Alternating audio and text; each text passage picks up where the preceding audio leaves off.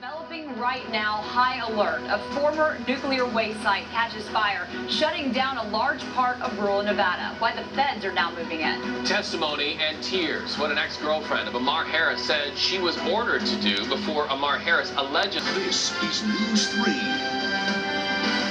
And we begin with that breaking story, that environmental scare outside of Las Vegas. It has a town on high alert tonight. Thanks so much for joining us. I'm Reed Cowan in for Jim Snyder. And I'm Jessica Moore. A fire at a low-level radioactive waste site near Beatty ignited Sunday afternoon and was just put out today. Now authorities are trying to determine if the fire left behind any health hazards. It's our top story at 6. That site about 110 miles northwest of Las Vegas, between here and Tonopah. News 3's Gerard Romalo live along US 95 tonight on the way to Beatty. And Gerard, what's the threat level for people out there who are living there?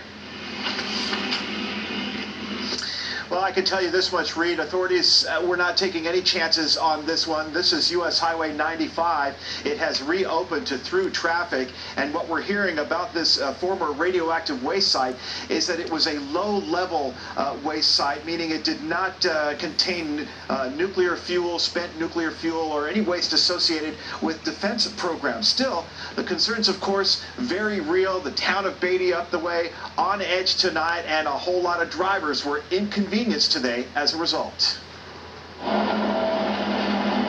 Motorists are finding out the hard way that the highway leading to Beatty and Amargosa Valley is closed and will remain so probably through the night.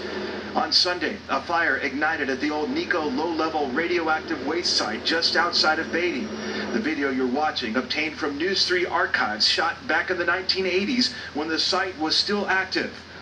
The dump officially shut down in 1992 and is currently under the control and jurisdiction of the State Department of Health and Human Services. U.S. Ecology, which operates a hazardous waste management facility adjacent to the site, tested the air quality and found no contaminants. But now the state is conducting soil tests of its own, and until those come back clear, the highway will remain closed.